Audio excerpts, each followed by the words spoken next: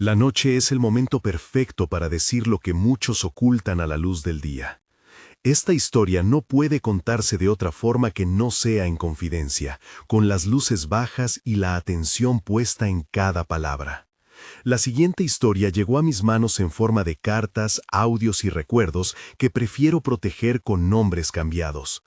Todo lo que aquí narro se basa en testimonios reales y en documentos que revisé personalmente. Si te gusta ese escalofrío que se cuela por la nuca, suscríbete y cuéntame en los comentarios desde dónde nos escuchas. Apaga las luces, sube el volumen y acomódate para escuchar como si el pueblo estuviera respirando a tu lado. Me llamo Carlos y trabajo como periodista local en varias comunidades de Oaxaca desde hace más de 10 años. Lo que leerás a continuación mezcla relatos de niños, voces de ancianos y archivos escolares polvorientos, y tiene un hilo que une dos núcleos de misterio en municipios cercanos, un pozo en la plaza de un pueblo y unas ruinas en lo alto de un cerro donde antiguas monjas habrían dejado sus propias cicatrices.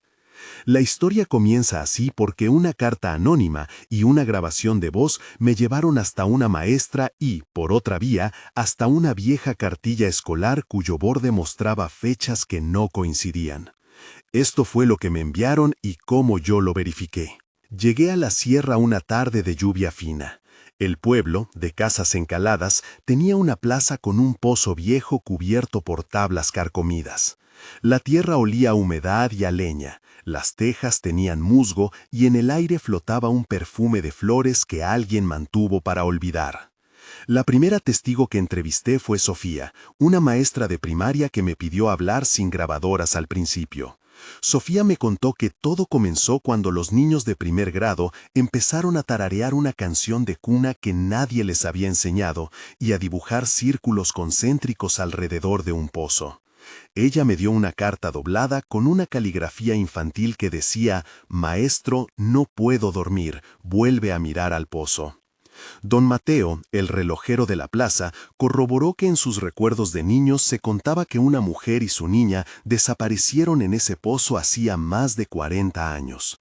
La alcaldesa Lucía, a quien entrevisté en la oficina municipal, me dijo que había escuchado rumores y se mostró reticente a hablar, pero reconoció que había documentos en el archivo parroquial que merecían una revisión. Mientras hablaba con la gente sentí el eco de los susurros que otros mencionaron como si el viento trajera palabras desde abajo. Las voces de los niños, los rostros de las madres y los registros escolares forman el primer rostro de este relato. En la escuela, la cartilla de una alumna llamada Mariana tenía una fecha de nacimiento que no coincidía con otro documento municipal. Eso fue suficiente para que yo empezara a atar cabos y a preguntar por nombres que aún dolían. Mi historia personal también pesa aquí, porque no llegué como un desconocido. Nací en una ciudad cercana y pasé la adolescencia ayudando a mi abuela en una biblioteca parroquial donde encontré mapas y expedientes que luego serían útiles. Estudié comunicación porque quería contar y entender lo invisible, y me mantuve cerca de los pueblos para escuchar sus memorias orales. Trabajé cubriendo fiestas patronales y conflictos de tierra hasta que un día una nota sobre un pozo cambió el rumbo de mis reportajes. He publicado piezas que incomodaron a autoridades y protegí siempre a las fuentes anónimas cuando las amenazas llegaron. La vida me enseñó a guardar documentos en cajas selladas y a leer la caligrafía temblorosa como si cada letra guardara un fragmento de alma. Aprendí a distinguir, en una carta vieja, la tinta que se humedeció por pena de la tinta que se corrió por negligencia. Hace 3 años me enviaron la primera carta que originó esta serie, y desde entonces no pude dejar de volver. Al contar esto no busco protagonismo, sino un lugar para que las voces que temblaron puedan sentirse escuchadas. Uno de los primeros indicios que me llevaron al pozo fue la voz de una niña llamada Daniela, que narró, con ojos fijos, un episodio que varios repetían con variaciones. En la plaza, conversé con ella y con su madre, Elena. Daniela dibujó en mi cuaderno un círculo con puntos en el borde y me dijo que la mujer del pozo le ofrecía un cántaro para guardar canciones. Dialogamos largo rato bajo una farola que chispeaba. Yo le pregunté cómo la mujer le había hablado. Ella respondió que con la voz de una nana. Luego dijo que la mujer conocía el nombre de su abuela y que la invitaba a subir por una escalera que no existía. Su madre negó al principio que la niña estuviera inventando nada y me pidió discreción. Más tarde supe que el dibujo que Daniela hizo coincidía con un símbolo que apareció en una vieja cartilla escolar de otra localidad. La secuencia se repetía en entrevistas con niños y con ancianos, una canción de cuna, una invitación al pozo, nombres que no debían pronunciarse. En una conversación con don Mateo, él imitó el sonido del cántaro cuando el viento lo hace vibrar y describió el eco que sale del pozo como un susurro que pega en los oídos como arena. En otra tarde, la maestra Sofía me relató que una noche, en la distancia, un coro de voces infantiles que llamaban por su nombre. Salió a la puerta y todo estaba en calma, salvo por el olor a humedad y a una vela consumida en la esquina de la plaza. Estos primeros relatos conformaron una acumulación de detalles que no podían explicarse solo por la imaginación de los niños. Con el paso de los días, la investigación inicial se volvió más meticulosa. Revisé el archivo escolar, donde hallé una cartilla con páginas remendadas y notas al margen. Saqué copias, pedí escaneos y comparé las fechas con los registros parroquiales que guardaba el padre Andrés. Encontré una entrada tachada con el nombre de Amelia y una fecha que parecía haber sido alterada. La técnica de conservación de documentos me permitió ver huellas de tinta que sugieren modificaciones en los registros. Llevé los documentos a una oficina de conservación en la ciudad y solicité una pericia básica de tinta para saber si las enmiendas eran antiguas o recientes. Esa pericia consistió en análisis visual y en comparación tipográfica con otras entradas. No fue una prueba forense completa,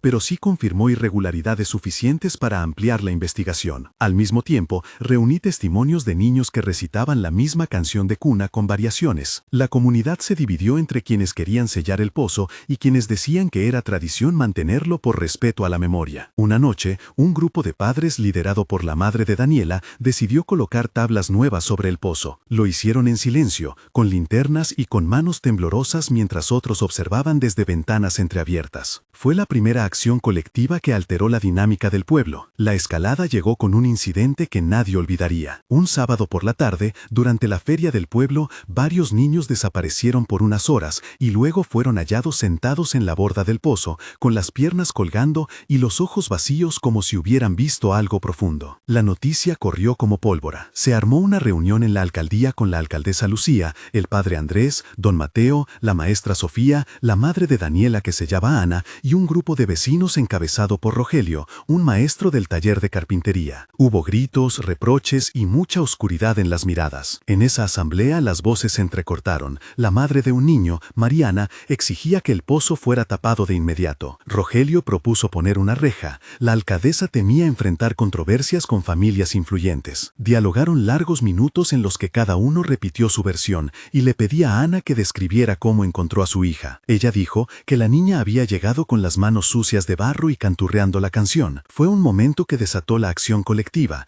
Acordaron colocar guardias nocturnos y solicitar ayuda en el pueblo vecino. Esa noche hice guardia con la maestra Sofía y con Rogelio. Sentí el frío de la madera, el olor a pólvora de los fuegos artificiales que todavía ardían en la distancia y el murmullo de risas que se volvieron ecos raros cuando el viento cambió. En la madrugada escuchamos una voz clara que decía «Carlos vuelve» y otra que parecía una canción de cuna en susurros. Fue suficiente para que la gente comenzara a creer que aquello no era solo imaginación. En la noche en que todo se intensificó, describiré con detalle la tensión porque fue un punto de quiebre. El pozo parecía respirar. Se oía un goteo irregular, la madera crujía y un sonido como de cántaros chocando se repetía a intervalos.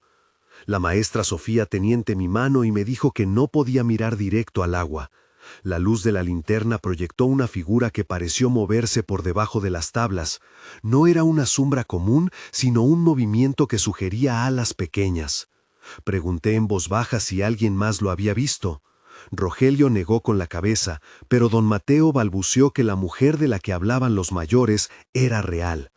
Daniela, que estaba sentada con su madre, comenzó a tararear la canción y su voz se mezcló con el viento de una forma que el resto escuchó como un eco de muchas voces. Fue un momento de miedo que se extendió a todos los huesos del cuerpo. Pedimos calma y guardamos silencio, pero aquel silencio reforzó la sensación de que algo nos observaba desde abajo. Al amanecer encontramos huellas de pequeñas manitas en el barro alrededor del pozo y una nota arrugada con una palabra sola: juega. Esa nota la guardé en mi cuaderno y la envié a un laboratorio para que investigaran la tinta. El centro de la comunidad se fracturó entre el deseo de proteger a los niños y el temor a despertar algo que ya había sido olvidado. Este momento de tensión cambió decisiones y generó la primera lista de testigos formales que incluía a la maestra Sofía, a don Mateo, a la alcaldesa Lucía, a la madre Ana y a Rogelio. Al día siguiente apareció una carta que yo no esperaba.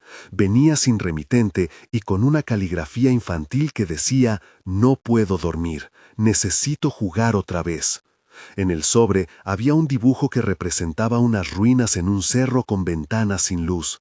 Aquella carta fue el nexo con otro misterio que hasta entonces parecía separado: las monjas del cerro. Me escribieron que en lo alto de una montaña cercana había ruinas que antes fueron un convento donde se practicaron castigos y hubo desapariciones en tiempos coloniales. Decidí entonces dedicar parte de mi investigación a ese segundo núcleo porque la carta sugería que las voces del pueblo y las sombras del cerro estaban unidas por una historia de olvidos y de nombres borrados. El segundo núcleo empezó conmigo entrevistando a Rosa, una profesora jubilada que durante 30 años enseñó en una escuela de un pueblo vecino. Rosa me envió cartas escaneadas y dibujos que encontró entre cuadernos de alumnos. Ella tenía una manera pausada de decir las cosas y sus recuerdos guardaban un sabor a tabaco y a memoria antigua. Me narró la llegada de una niña nueva llamada Daniela en su clase, la misma Daniela que luego apareció en el otro pueblo con cambios en su comportamiento. Rosa habló de dibujos con ventanas negras y pequeñas figuras que parecían monjas dibujadas con manos temblorosas. Contó que en las excursiones al cerro las niñas decían escuchar rezos bajos, como si alguien recitara letanías, en un idioma que las madres no reconocían.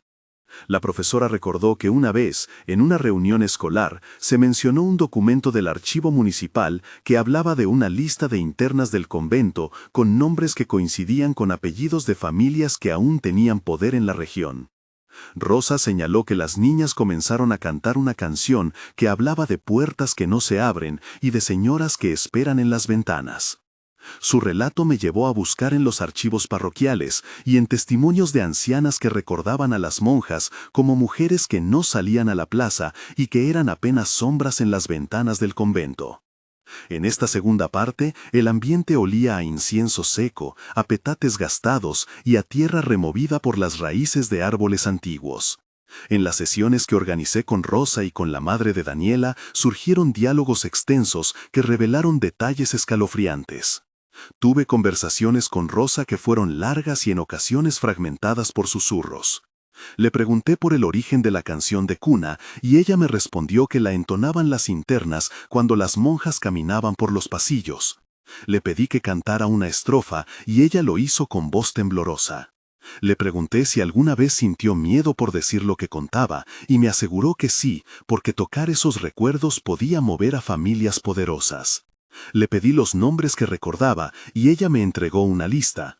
Doña Eulalia, Sor Inés, Madre Catalina, Juana la costurera y una figura llamada la Señora de las Ventanas. Cada nombre fue asociado a un apodo local y a una acción concreta como limpiar, vigilar ventanas, cocinar o coser. Ese listado me permitió trazar lazos entre las familias actuales y las internas antiguas. En una conversación con doña Eulalia, una anciana que vive en la linde del cerro, ella me contó que una noche las ventanas del convento brillaron y que oyó una traducción de voces que pedían justicia. Doña Eulalia había guardado un recorte de periódico con una cruceta en un nombre y me permitió fotocopiarlo. Fue así como el segundo núcleo pasó de ser una leyenda a tener pistas documentales. La investigación profunda reveló que en tiempos coloniales hubo denuncias de malos tratos en ciertos conventos y que muchos registros desaparecieron o fueron alterados. Encontré en un archivo municipal una lista de internas con fechas borroneadas, notas al margen y sellos de una autoridad desconocida. Solicité copias y pedí a un perito que examinara la caligrafía y las tintas. El procedimiento técnico consistió en una comparación de patrones de tinta, densidad de fibra del papel y la observación de trazos con lupa. El peritaje básico que encargué fue suficiente para notar diferencias en las tintas y la posibilidad de enmiendas, pero requirió recursos que la comunidad no tenía para llevar a un laboratorio forense completo. Mientras tanto, la vida cotidiana de los pueblos se vio afectada por la presencia de investigadores, reporteros y curiosos, lo que tensionó aún más las relaciones locales. Surgieron sospechas de que algunas familias querían enterrar la historia para preservar su reputación, y otras buscaban abrirla para limpiar viejas culpas. La tensión llegó al punto más alto cuando un grupo de jóvenes decidió subir al cerro de noche para grabar con cámaras. Lo hicieron en secreto y compartieron grabaciones en las que se oyen pasos en ruinas, risas lejanas y una canción de cuna que cambia de tono a intervalos, como si se afinara en otra frecuencia. En una de esas noches, una chica llamada Mariana vio una figura en una ventana que parecía mover las manos en forma de oficio y sintió que la sangre se le helaba. Los jóvenes discutieron intensamente sobre si publicar el material y temían las represalias. En la mañana siguiente, la cámara principal apareció destrozada y con la tarjeta extraída. Fue un momento en que la comunidad tuvo que decidir entre ocultar o exponer lo descubierto. Ese conflicto mayor forzó la salida de algunas familias y la llegada de otras que ofrecían ayuda profesional. La decisión colectiva fue dividir las acciones. Algunos buscarían documentos y otros se encargarían de proteger a los niños. En conversaciones posteriores se nombró a personas concretas que tomarían responsabilidad. El padre Andrés se comprometió a revisar archivos eclesiásticos, la alcaldesa Lucía a solicitar apoyo jurídico y yo a compilar testimonios y a publicar lo que la comunidad autorizara. 3 momentos de tensión merecen ser descritos con calma porque marcaron decisiones críticas. El primero ocurrió la noche en que encontramos a los niños en la borda y terminó con padres reuniéndose en la plaza para acordar guardias nocturnas. Allí se respiró temor y cansancio, con manos que temblaban al encender linternas y voces que se quebraban al nombrar a los ausentes. El segundo momento fue la destrucción de la cámara de los jóvenes y la aparición de la nota arrugada con la palabra «juega», que dejó claro que alguien o algo no quería ser filmado. El tercero fue la votación en la cantera municipal para decidir si se sellaba el pozo o se dejaba como memoria histórica, una votación que terminó por fracturar amistades y que obligó a la alcaldesa a mediar entre fe y miedo. Cada uno de estos episodios tuvo consecuencias prácticas y emocionales que aún se sienten latentes en las familias del lugar. Durante la investigación, nombré y entrevisté a varias personas clave para dar sostén a la narrativa y a las pruebas. Sofía, la maestra, documentó las canciones y protegió a los niños. Daniela, la niña, hizo dibujos inquietantes y contó encuentros nocturnos. Don Mateo, el relojero, conservó relatos de su infancia y aportó una copia de una foto antigua. La alcaldesa Lucía gestionó permisos y se enfrentó a presiones políticas. El padre Andrés permitió el acceso a libros parroquiales y dio su testimonio sobre entradas tachadas en los registros. Rogelio, el carpintero, construyó tablas para cubrir el pozo y participó en guardias nocturnas. Rosa, la profesora jubilada, aportó documentos y la lista de nombres de las internas. Ana, la madre de Daniela, buscó protección para su hija y organizó movimientos comunitarios. Cada uno de ellos tuvo acciones concretas que cambiaron el curso de la historia y que dejo aquí registradas para que quede claro quién hizo qué y cómo esas acciones mutaron el destino de la comunidad.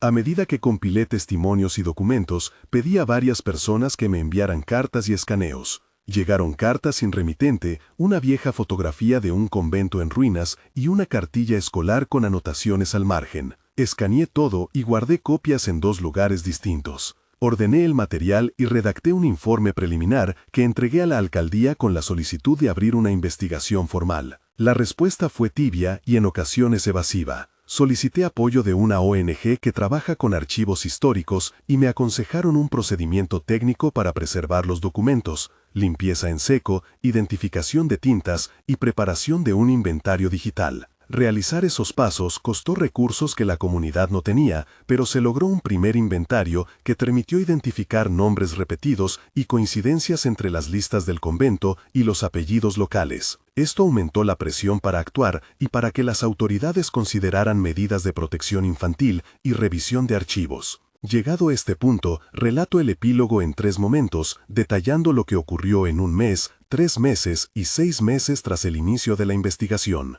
En 1 mes, la comunidad vivía en alerta.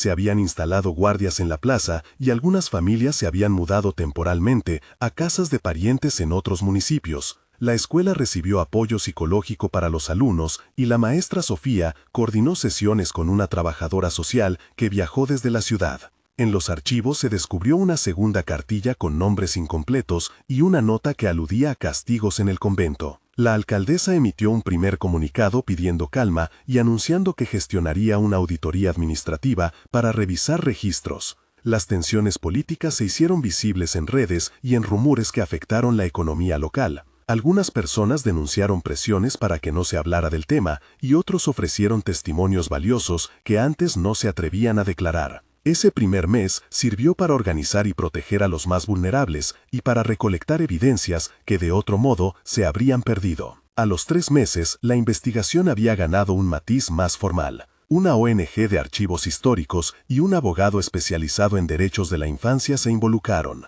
Se confirmó que varias entradas en libros parroquiales y en registros municipales mostraban enmiendas y signos de manipulación. La comunidad organizó una exposición pública con documentos digitalizados y testimonios, aunque no todos estuvieron dispuestos a aparecer. La exposición generó debate y obligó a autoridades regionales a enviar una comisión para revisar la documentación. Mientras tanto, algunas familias que antes defendían el silencio empezaron a colaborar, aportando evidencias nombres y fotografías antiguas. La canción de cuna siguió apareciendo en el relato de los niños y se convirtió en un leitmotiv que la comunidad empezó a reconocer como síntoma de algo que pedía ser contado. En este tercer mes se produjeron rupturas sociales importantes, con la salida de al menos 2 familias que se mudaron a la ciudad y con la llegada de investigadores externos que comenzaron a tomar testimonios formales. A los 6 meses, la situación ya no era la misma. La presión mediática obligó a instancias superiores a revisar archivos y a contemplar medidas de protección para los menores. Se inició un proceso de apertura de archivos eclesiásticos y municipales y se propuso la creación de un memorial para las víctimas que la investigación sugería que hubo en tiempos coloniales. Algunas piezas del rompecabezas encontraron encaje. Apellidos que aparecían en listas antiguas correspondían a familias que todavía tenían influencia en el área, y testimonios de ancianos confirmaban prácticas de castigo y silencio institucional. La comunidad comenzó a celebrar reuniones para buscar reconciliación y justicia. Se formó un comité ciudadano que incluyó a Sofía, a Rosa, a la alcaldesa Lucía, al padre Andrés y a representantes de padres de familia. Se presentó una solicitud formal para realizar un estudio arqueológico en las ruinas del cerro y para sellar el pozo mientras se realizaban las pericias. Aunque parte de la comunidad pidió cerrar el capítulo y olvidar, otra parte exigía que se documentara todo para evitar que la memoria fuera manipulada otra vez. Las heridas seguían latentes, pero el proceso había cambiado la dinámica y había traído reconocimiento público a lo que antes se llamaba simplemente leyenda. Al final de este relato hay una carta anónima que me llegó y que reproduzco sin puntuales para proteger identidades. La carta decía que el pasado no es una condena ni un perdón, sino una constancia que debe leerse para que haya justicia. Me pedía que no inventara finales y que dejara a la comunidad decidir cómo cerrar su propio dolor. Mi función fue registrar, proteger y presentar pruebas a quienes podían actuar. A los que escuchan desde la distancia, les pido precaución. Si alguna vez visitan una plaza antigua y encuentran un pozo cubierto o una casa con ventanas oscuras, no lo tomen como simple curiosidad. Avise a las autoridades locales, hable con las escuelas y, si ve niños que repiten canciones extrañas, pregunte con delicadeza y ofrezca apoyo. No responda a voces que llamen desde la oscuridad. Si tienes una historia parecida, comienza tu comentario con "aquí donde vivo" y describe lo que sentiste. Compartir ayuda a proteger y a construir patrones que pueden evitar que otros sufran. Nuestra comunidad ha aprendido que el silencio protege secretos que vuelven con fuerza, y que a veces la atención colectiva es el remedio más simple contra lo que insiste. Si esta historia te conmovió, suscríbete para seguir recibiendo investigaciones con documentos y testimonios. Estamos aquí para escuchar y para cuidar. Termino con una imagen que espero se quede con ustedes por un rato. Imaginen la plaza al anochecer, la luz de una linterna que se balancea y un cántaro antiguo dejando caer un eco que se repite como una canción de cuna que no encuentra final. Hay lugares donde el pasado no descansa y a veces nos mira de vuelta. No te acerques solo a las ruinas ni respondas a susurros que prometen consuelo. Comparte este video si crees que puede ayudar a que otros revisen sus archivos y protejan a los niños. Suscríbete para más relatos con pruebas y testimonios. Cuida a quienes te rodean y recuerda que en la memoria de los pueblos hay historias que piden justicia más que olvido.